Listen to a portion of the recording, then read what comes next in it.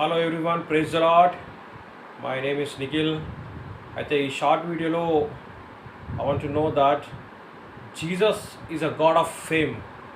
యేసుక్రీస్తువు ఆయన మీద ఆధారపడి ఆయన ప్రేమ నమ్మితే అంట మన పేరు కూడా ఆయన ఫేమస్ చేస్తాడు. You know that.